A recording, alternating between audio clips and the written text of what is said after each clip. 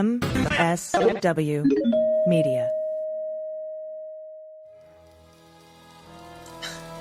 So yeah, now it's clean up on aisle 45 time. And for a long while yet, it is going to be clean up on aisle 45.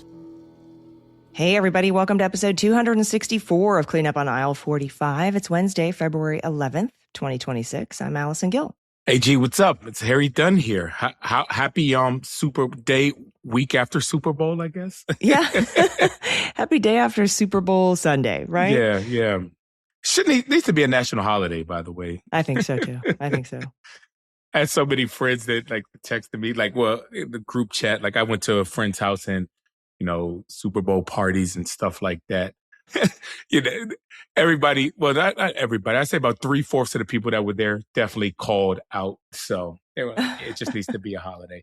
But anyway, we'll talk about a little bit about the Super Bowl a bit later. But we got a lot to cover in this episode, including Trump's latest attempt to kill, his 34-count felony conviction, and more crimes committed by pardoned insurrectionists. So yeah, they just don't stop. And we do have some updates today on Rudy and the Pillow Man, which sounds like the worst television show ever, if I have to be honest. That actually does sound like a horrible sitcom, right? Welcome to Rudy and the Pillow Man. Brought to you by Low T supplements or whatever. Definitely a lot of low T in that show. Yeah, and I want to talk about the Super Bowl too, but I also want to talk about you running for Congress. This would be the first time we announce this on the public episode here on Clean Up on Aisle 45. You're running for Maryland's 5th. You're going to take Steny Hoyer's seat, which he's had for 8,000 years. And I'm really excited about this campaign. Thank you. Yes, all of our non-patrons who didn't hear, the bonus episodes or didn't get one of the numerous text messages sent out in the emails and all that stuff. I am running for Congress in Maryland's 5th Congressional District. Like Allison says, Steny Hoyer held the seat close to 50 years. Yeah. But, he's been a pillar for, the country, for Maryland. And, everybody always says they're going to be big shoes to fill. But I got some big feet. You do? I wear a size 15 and I got some big feet. But no, I'm really... everybody always says, I'm really excited to be doing this and everything. But to be very candid with everybody, I wish that I didn't have to do this. I wish that I could, campaign for my favorite, candidate, or, I could sit there and send emails or donate money to help them get elected. But I don't think we have the luxury in this moment to sit back and just see how things are going to play out. We literally have to create the future that we deserve with our own hands and not just depend on somebody else to do it like we would be able to under normal circumstances, because these are not normal times and everything that's happening is not normal. We say that a lot, AG. This is not normal. No, yeah, I'm with you. I'd like to be doing a podcast about what my dad did in Vietnam and what Kamala Harris is doing in the White House. But here we are. Yeah. Instead, having to do the work that we're doing, and I'm especially looking forward to you getting out there, getting on the campaign trail, and winning that seat. That would be outstanding. I'm really excited. About it. Like I said, I wish I didn't have to, but I am excited about a real opportunity of us. I say us because we're a family here, and everything I do, it's about the people. Not about me. So us having an opportunity to win this seat. And, I get a lot of the courage that so many of you all talk about. I read your comments and how strong, courage. I get that from you all. So we have an actual opportunity to do it and bring this fight to Donald Trump and these MAGA enablers in Congress that are just letting him do whatever the hell they want with no accountability, no oversight. No checks and balances. That won't happen when I'm elected to Congress. Yeah, and I think people are hungry for that change. I mean, we saw it on display in front of 175 million people at the Super Bowl. Yeah. Oh, yeah. Pretty crazy Super Bowl. Even just as far as football goes, there wasn't a touchdown until the fourth quarter. Yeah. But that halftime show, well, first of all, we started with Green Day and American Idiot, and then we move on to Brandi Carlile playing an acoustic version of America the Beautiful. And then we get to Bad Bunny's amazing halftime show. And meanwhile, the whole alternate Turning Point USA halftime show couldn't be streamed on X because of licensing problems. So, I saw that. That was so funny. They didn't even watch it at Mar-a-Lago. They all watched the Bad Bunny thing, and they were super mad about it. You know, I don't understand Trump. I don't understand what the word this guy is saying. But then he wants to go listen to ba with ba da bang diggy diggy. Like, okay. But there were so many incredible messages up on the big Jumbotron as well. And he's down in it, in the sugarcane. Well, you could just see the imagery, though. It just, like, I kind of can understand Spanish if you talk real slow and, like, give me a chance to think back to my AP high school classes. Maybe I could understand, but you didn't need to understand Spanish to understand the unity that he was promoting in this. He didn't mention Trump. He didn't mention ICE. He talked about love is stronger than hate and division. And he talked about unity and togetherness. And isn't that what we need and want at this moment? Now, listen, I understand people that say, hey, I'm not going to turn into a music station that I don't understand or even like the music. That's fine. People absolutely. But for the reasons that people were given, oh, this should be done in English, you're absolutely insane. And it shows how close-minded you are. And I probably know who you voted for based on why you did or did not like Bad Bunny's performance. So. Yeah, and his reminder that, America includes this a lot whole of places. Giant group of countries, America and Canada are a part of it. Yeah, the whole Latin American community. Yeah. The whole Latin America, he brought all the flags out. It was just, I thought it was really well done. I thought it was an important message, and that love is the only thing that can, beat back hate. So, yeah. Shout out to Bad Bunny and the Bad Bunny fans who knew a long time ago how great this man was and talented he was. Shout out to y'all for knowing first, because I'm a fan now. I say I'll go to a show. Like, I'll go. Like, yeah. And what happens at the Super Bowl halftime is a reflection of the zeitgeist. They don't try to move the country in a certain way. The country's already there. It's a reflection of it. And, you should have seen me. I was going nuts. I was watching with my mom and a couple of friends. And when they were up on the electrical poles. Yeah. I was like, remember after Hurricane Maria and Ryan Zinke got that shady fucking Montana $300 million contract to fix the electrical grid in Puerto Rico, and I was like, that's that. My mom's like, how do you know that? You're crazy. I'm like, I'm telling you, their grid is, they are so neglected by the American government, of which they are a part. Yeah. These are just little tiny things. I loved it when he gave the Grammy to the little kid, watching him as to say representation matters. A lot of people thought that was the 5-year-old. I thought so too. I saw a couple journalists that did cover it and say, no, actually it wasn't. But nah, they'd have put a hat on him. They'd have put the blue bunny hat on him. Yeah. There was a way to delineate that if he wanted to. Yeah. But the message that representation matters. The kid is watching Bad Bunny get a Grammy on TV and is thinking about his future. Like, that representation is there for him and for his future. Just a really well done. I loved it. I personally thought it was show. Great. I thought it was great too. Shout out to them. Good job. Like, oh yeah, it was a football game on too. By the way. Go Hawks, right? Yeah.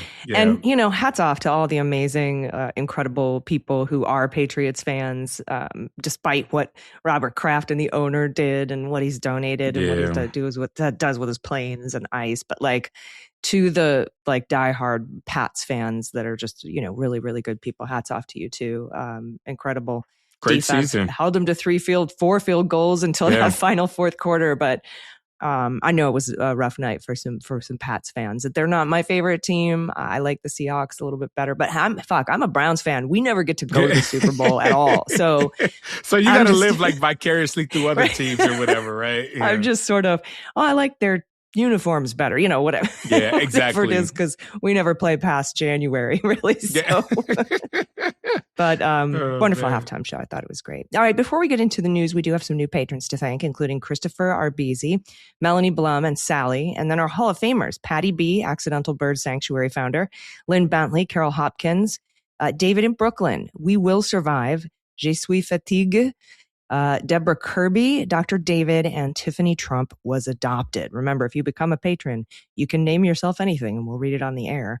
And you can do that at patreon.com/aisle45pod, AISLE45POD. Thanks for supporting independent media. We'll get to the news right after this quick break. Stick around. We'll be right back.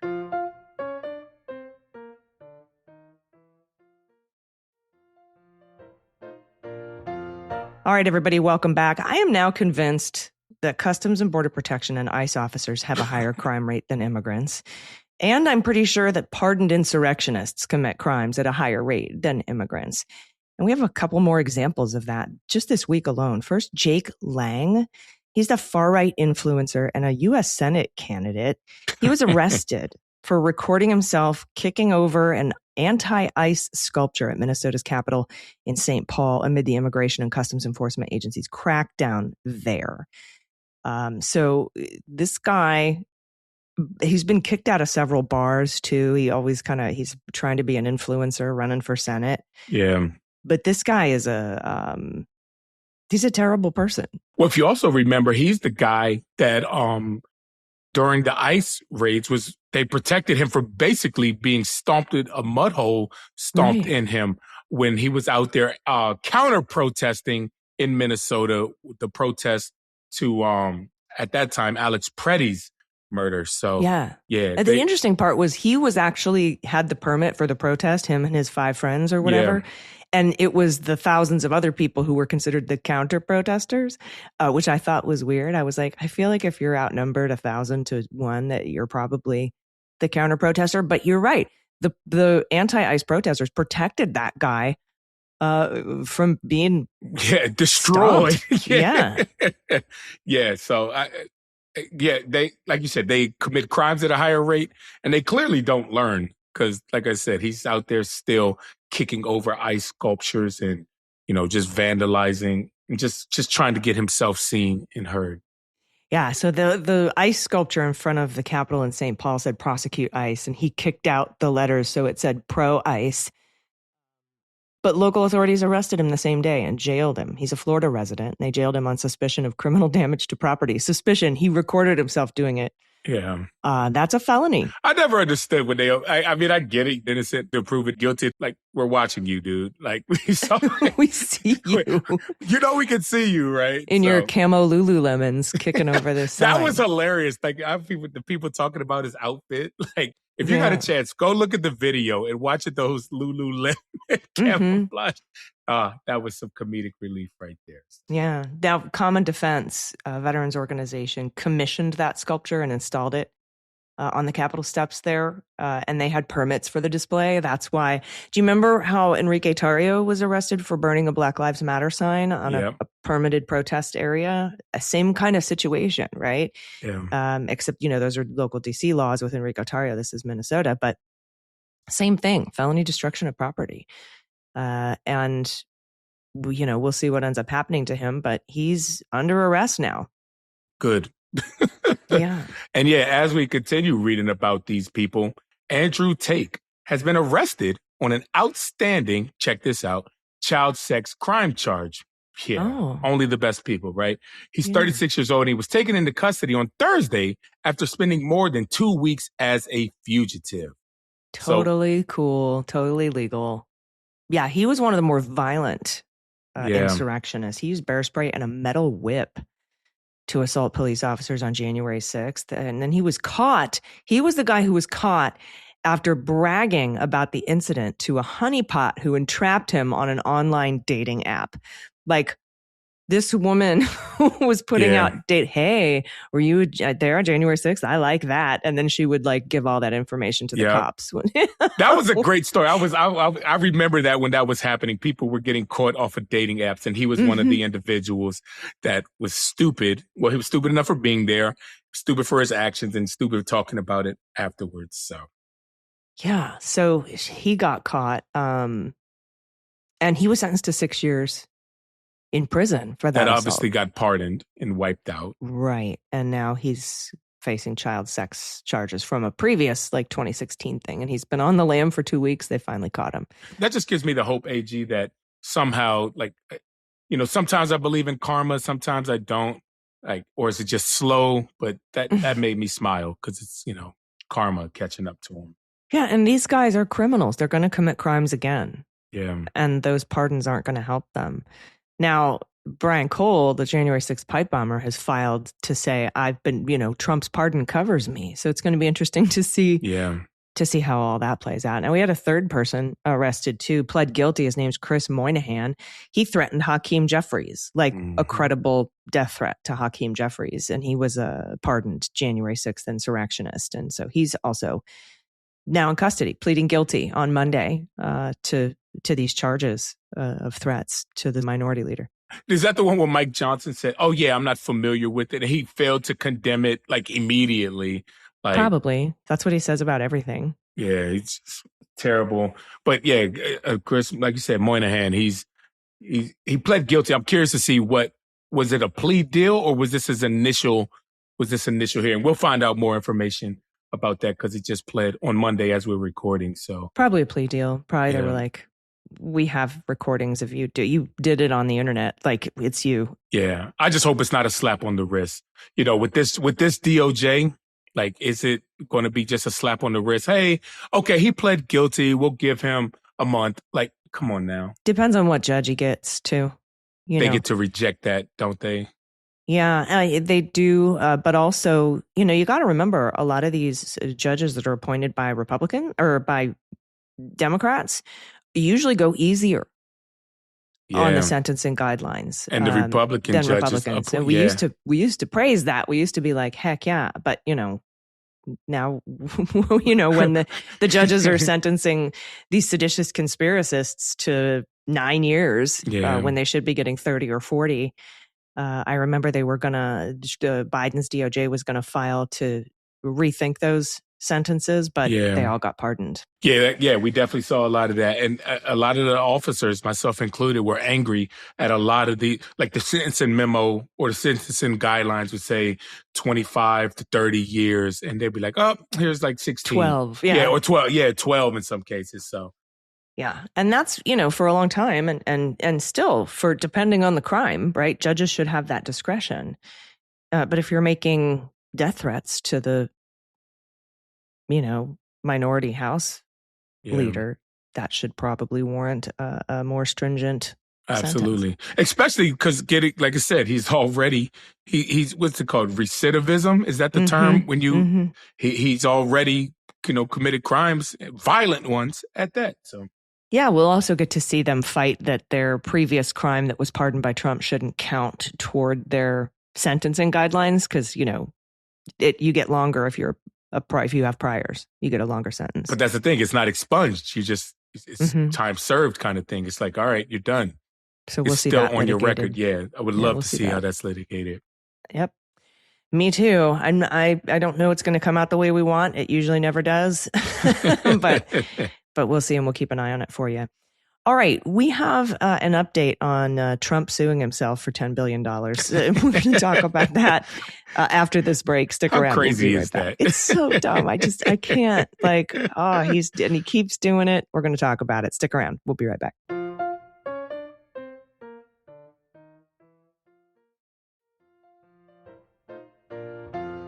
All right, everybody. Welcome back. Okay, so last week we talked about Trump suing himself for $10 billion to loot the Treasury through friendly lawsuits. He's suing the government he controls over a contractor at IRS leaking his tax returns to the New York Times. And he's not suing to go to trial. He's likely looking for his IRS commissioner, his buddies, who at the moment is his sixth IRS commissioner. His sixth, Scott Bessent, the Treasury Secretary, the guy who's covering up Epstein's finances. Yeah. Conflict of interest there. A little bit, yeah. Hey, Scott, my sixth IRS commissioner. And I can't help but wonder whether that's why all the other IRS commissioners kept quitting. Maybe Trump was like, I'm going to sue for $10 billion and you need to give it to me. Seems legit. Maybe. Could be one of any. I mean, there's so many corrupt things that he wants the IRS to do. That's just one of them. Maybe they wouldn't agree to that $10 billion payout, but maybe Bessent will. But regardless, the story today, the update we have is that Representative Mike Thompson, he's a Democrat from California's 4th District, ranking member of the House Ways and Means Subcommittee on Tax, he announced legislation to prevent a sitting president from profiting from lawsuits against the United States government. Seems like a no-brainer. Yep. Quote, President Trump continues to use the office of the presidency for personal gain, including by suing the federal government to line his own pockets. That's unacceptable. That's why I'm introducing legislation that ensures if a sitting president sues our government while in office, they get taxed 100% on any money paid to them through a trial or a settlement. The president holds immense responsibility and influence. It's unacceptable for a president to use that position to financially benefit from the very government they were elected to lead. Yeah, it seems legit.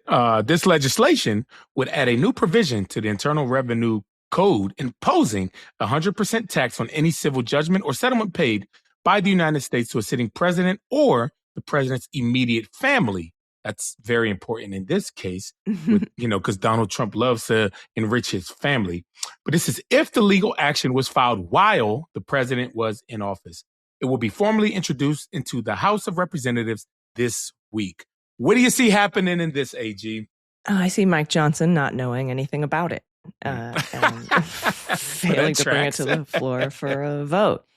But it makes sense, right? Because when Trump was asked what you would do with him, he's like, I'm going to donate it to charity. And the reporter's like, yeah, but it's still coming from the taxpayers. It's still coming from our taxpayer money.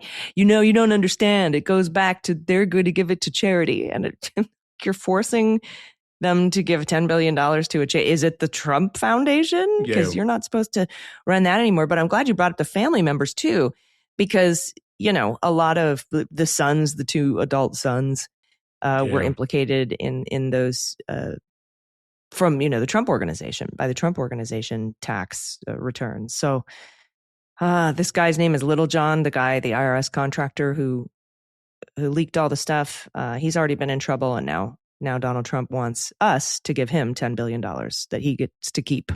Yeah, no, that's insane. I am, like I said, I never have any confidence in the Republican-led House at this moment.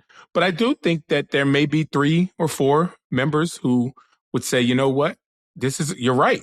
We can't, because what's to stop the next Democratic president from suing? Like, you're setting a precedent. And I feel like there are enough, when I say enough, 3 out of 200. Well, I hope. That's my hope. And you never know. Because remember, pretty much all of the Republicans in the House were like, no, Lindsey Graham, you can't sue Jack Smith for $1 million. But that was Lindsey Graham. This is Donald Trump, who they're all scared of. So Donald Trump be like, how dare you? This is my money. So Donald Trump might see it as a swipe of them coming after his pocketbook, so I don't know. But I think, Massey might be one because he's already on Donald Trump's bad side.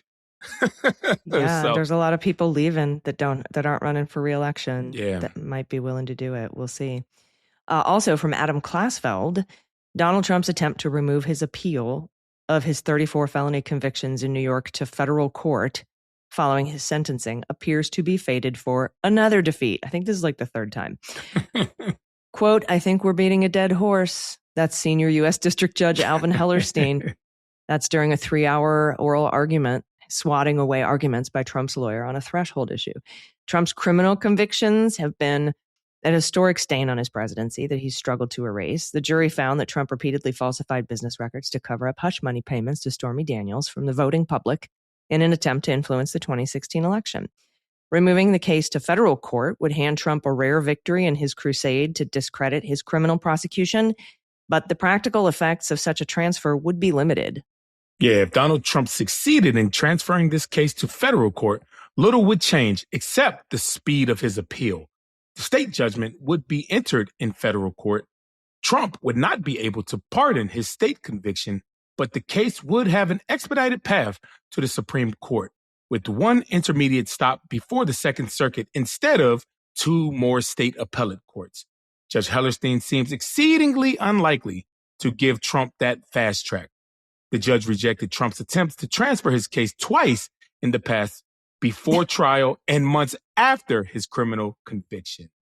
Yep. After the second denial, the Second Circuit Court of Appeals sent the case back to Hellerstein, finding that he should have explained why the Supreme Court's immunity ruling did not grant Trump access to a federal forum. The Supreme Court's ruling found that no evidence relating to a president's official acts in office can be used against him. Now, during oral arguments Wednesday, Hellerstein left little doubt that he's going to reject Trump's efforts a third time on multiple grounds.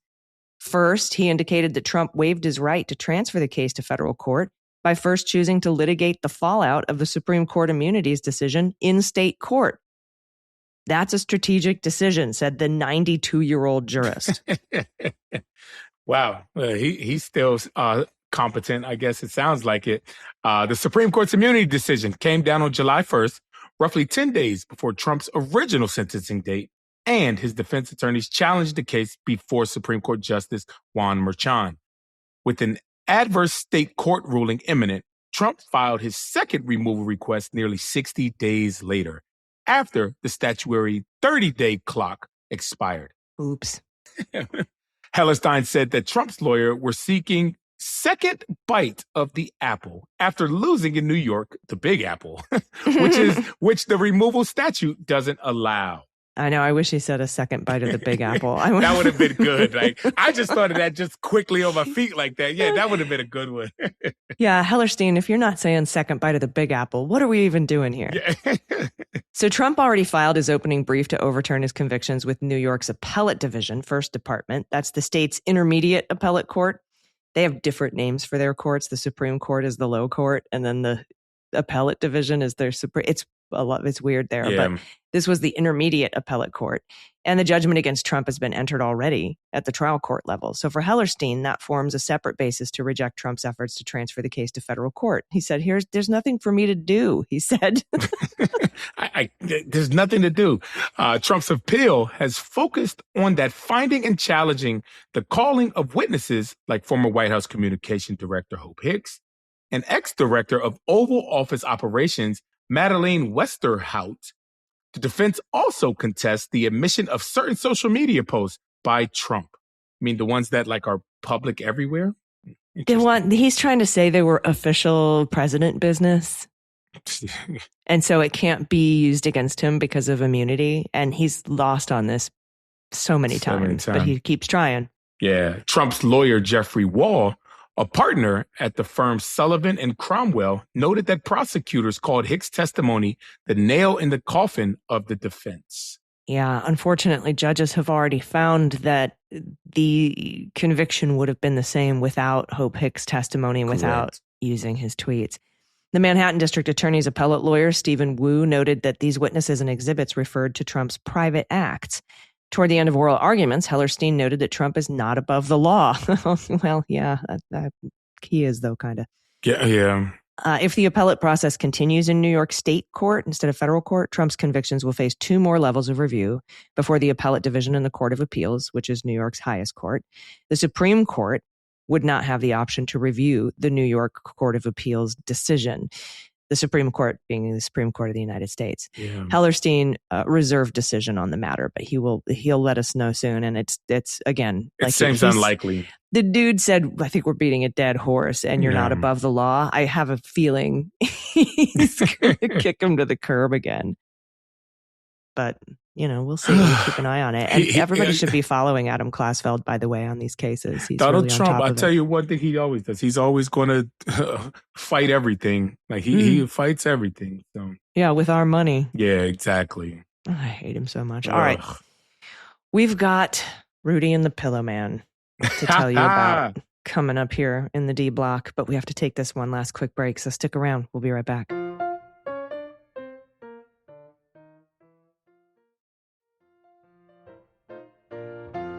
All right, everybody, welcome back. After months of absence from the D block, we have a rare update for both Rudy and the Pillow Man. We are back. We are back with Rudy and the Pillow Man. We need like a weird, sad buddy cop TV show intro and a theme song for this right here. Absolutely. For the D block. But let's start with the Pillow Man. This is from the Wisconsin Examiner, Mike Lindell's memoir, What Are the Odds? From Crack Addict to CEO. That's his book. Has enjoyed a new surge of sales since he announced a run for governor late last year. Who's buying the book, which details his addictions and rise to fame? His campaign. His campaign for Minnesota governor is buying all the books. Something was fishy there. Something was fishy. I knew something was coming. You know. Lindell, the CEO of MyPillow, spent more than half the money he raised for his campaign buying copies of his own book, according to Minnesota Campaign Finance Board data released Tuesday. This is so sad and pathetic. He's half his campaign money. He knows he can't win for governor. He's running. I bet he's running so he can buy copies of his own book. I bet that might be the whole game. It sounds like it. So Lindell launched his campaign on December 11th, 2025. And in about 2.5 weeks, he raised $352,000 in individual donations. Hey, Harry, how much did you raise in the first 24 hours of your campaign? $500,000. So okay, just checking. Yeah, did you buy your own book with all that money? No, I have not. No, I have not. I could guarantee you that I have not, and I will not. You haven't thought about it? Come on, think about it. 1 penny will not be spent. $500,000 worth of books, man. You'd be. I just read my story. I'll do it for free. I'll read you my story, man. People that want to hear it need to hear it. So. Oh my God! Now, in December, the Lindell campaign bought nearly $190,000 worth of his autobiographies from MyPillow. Lindell's campaign finance report lists the expenses as advertising, general, Mike Lindell books. Oh my God. So he put it in writing that he bought his own books. Reached by phone, Lindell said instead of typical campaign flyers, he's giving out his book. He said MyPillow owns the books and that MyPillow is employee owned. All right. So his employees own MyPillow. MyPillow bought all these books and he's using them as campaign flyers. That's weird. His explanation. When we're going around to all these places in Minnesota, other people are giving flyers. I'm giving them a whole book so they know who I am. That's. Oh my gosh. I mean, he's got an excuse for it, but he's an idiot. Do you ever have that adjunct professor who's like, and the required reading for this semester is my book, please? Well, of course it is. Of course it is. So, but also we got another dumb story, another dumb guy, or another dumb guy story coming up. Yeah, it's a good story. It's a dumb guy. But so we got Pillow Man. What's up with Rudy? What's up with his partner, Rudy? So this Rudy update. All right, this is from Courthouse News. A $10 million workplace harassment claim in which Rudy Giuliani stands accused of demanding sex from an employee will move forward to discovery, a Manhattan judge said on Monday. Now, while New York Supreme Court Justice Nicholas Moyne reserved ruling fully on Giuliani's bid to dismiss the case, the judge acknowledged the defense's team conceded to one of the causes of the action in the 68-page complaint. That means, regardless of his impending ruling, at least part of the case will proceed. Okay. We're going to be moving forward with discovery, Moyne said. Now this is where the details come out. Rudy conceded to one of the causes of action. Yeah. So something's going true. forward. Something's true here. All right, content warning here. You all remember this. We talked about this. Her name's Noelle Dunphy. We talked about this a lot when we were covering the case against Rudy brought by Shay Moss and Ruby Freeman, because this case kind of happened during those proceedings. Noelle Dunphy brought the case against the former mayor in 2023. She claims while working for Giuliani between 2019 and 2021, he frequently subjected her to booze and Viagra-fueled sexual harassment that culminated with him forcing her into sex. Quote, he held her by her hair, Dunphy claims in the complaint. According to Dunphy, Giuliani also owes her about $2 million in unpaid wages after reneging on a promise to pay her $1 million a year in salary. Wow. But while arguing for the case's dismissal Monday, Giuliani's lawyer said Dunphy never even worked for Giuliani. Rather, he said they dated for a few months and that Giuliani never seriously offered her such gaudy pay. Adam Katz, who represents Giuliani and Giuliani's corporate entities, pointed to Dunphy's relatively limited business acumen when compared with her supposed duties under Giuliani, which included advising him on the Foreign Agents Restriction Act, a law Katz said is so complex, many judges and attorneys struggle to grasp it. The FARA, foreign, that's okay. It says if you lobby for a foreign entity, you have to report it to the DOJ. There, I have summed up the entire Foreign Agents Registration Act for you. It's very complex. Yeah. But the judge suggested the motion to dismiss stage is too soon to question Dunphy's credibility in that way. Quote, what you're saying is maybe she's not qualified to do that, Moyne said. There's potentially a lot of holes you can poke in that story. But again, we're not really at the poking holes stage. Now, one of the ways Giuliani pressured Dunphy into sex, and again, content warning here, was by abusing his position as her lawyer and her boss, she claims.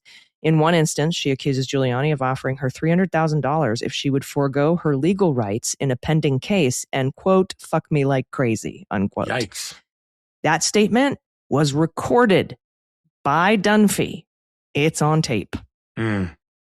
Rudy's attorney, Katz, said Monday there's nothing inappropriate with an attorney having a relationship with a client, to which Moyne said, I think I would disagree. Like, wait a minute, this is okay, guys. Giuliani, of course, did not attend Monday's hearing. Of course he didn't. Last time he joined the case's proceedings in a 2024 e-hearing, Moyne cut Giuliani's microphone on several occasions as the former mayor lobbed attack against his accuser and claimed this case was an injustice. Mr. Giuliani, I'm muting you, Moyne said at the time. I was hoping you could abide by the guidelines, but you can't do this. Remember that? Remember when the judge was like, muted. I mute you. Shut up, Rudy. I'm not a cat, Your Honor. I'm not a cat. Oh my gosh, the greatest moment. I think we have a filter on Zoom history. My gosh, I'm not a cat. So this gets to go forward, at least on one count, conceded by Rudy Giuliani himself.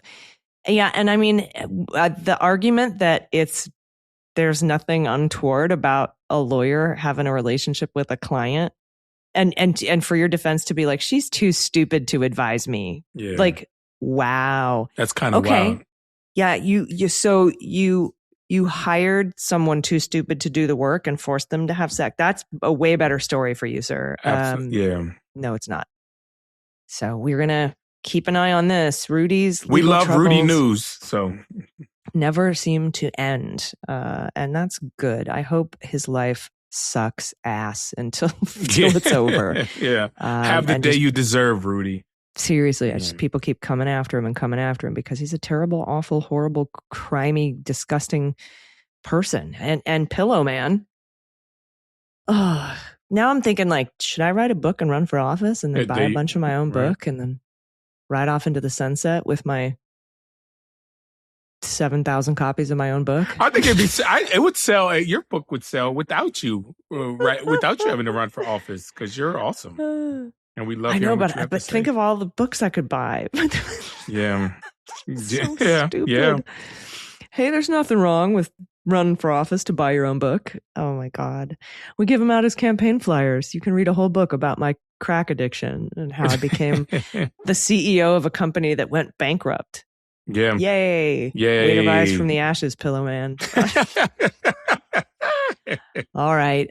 Thank you all so much again for listening. Really appreciate you. Really appreciate your feedback.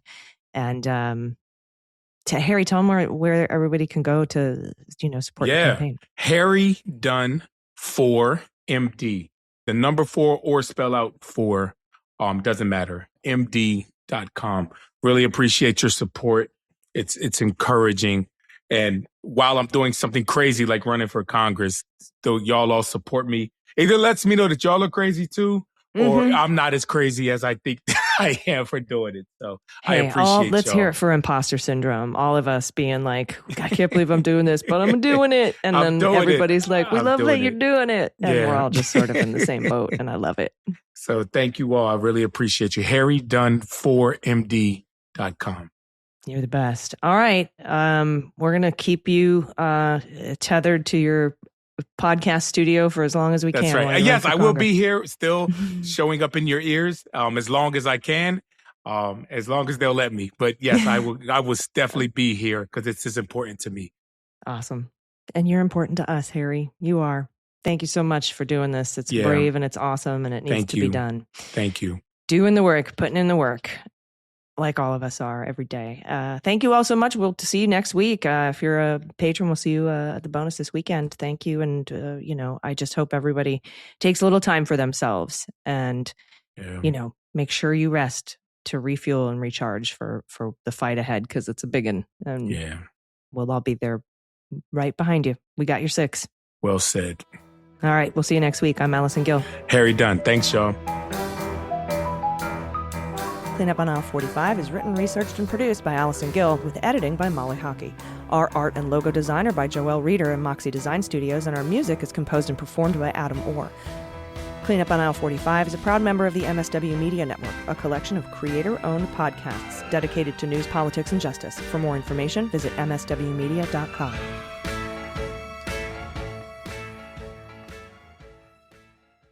MSW Media.